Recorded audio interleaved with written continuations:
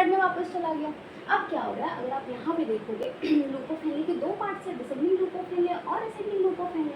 ठीक, तो जो डिसेंडिंग लूप ऑफ हेनले होता है वो पानी के लिए परमेबल होता है, लेकिन सॉल्ट्स के लिए परमेबल नहीं होता।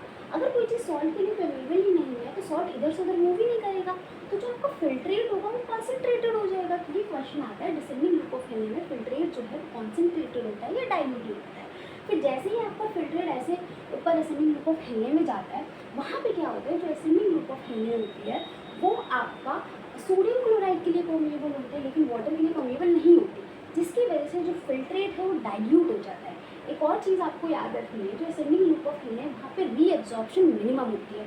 और पीएच एंड आयनिक बैलेंस भी आपके लूप ऑफ हेनले में मतलब मेंटेन नहीं होता, मतलब इसका कोई पार्टिसिपेशन नहीं होता पीएच मेंटेन करने के लिए, पीएच और आयनिक बैलेंस मेंटेन करने के लिए। ये क्वेश्चन पूछा भी गया था कि किस पार्ट ऑफ नेफ्रॉन में आयनिक बैलेंस मेंटेन नहीं होता, इसमें मुझे बहुत कन्फ्यूजन होती थी, तो ये याद रखना है।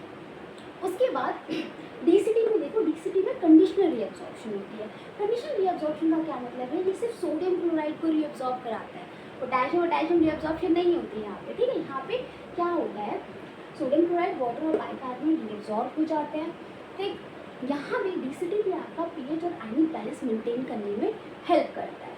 ठीक, इनडायरेक्टली ये ऑस्मोलैरिटी को भी मेंटेन करो। ऑस्मोलैरिटी क्या होता है, आपका वाटर एंड इलेक्ट्रोलाइट को बैलेंस करना। ओके, उसके बाद देखो आपने डीसीटी देख लिया, ये क्वेश्चन याद रखना कि कंडीशनल रीअब्जॉर्प्शन कहाँ पे होती है, बेसिकली डीसीटी में होती है, क्योंकि डीसीटी में आपका पोटेशियम सिक्रीट होता है, रीअब्जॉर्ब नहीं होता है, और सोडियम रीअब्जॉर्ब होता है।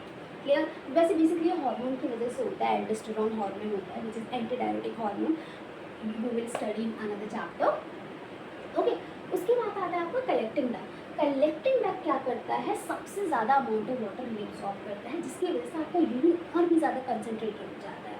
ठीक, ये भी आपका पीएच और आयनिक बैलेंस मेंटेन करने में हेल्प करता है, मतलब कि H+ और पोटेशियम सिक्रीट करता है, सिक्रीशन आती है, मतलब कि पेरिट्यूबुलर कैपिलरी से कलेक्टिंग डक्ट्स में H+ और पोटेशियम आ जाता है। This topic is little bit confusing and conceptual, तो इसको मतलब समझना, ये समझ के ही हो सकता है, रट के कभी भी इसके क्वेश्चन सही नहीं बनते मुझसे, तो आज तक नहीं बने। And I hope you like this video. Give some thumbs up and subscribe my channel.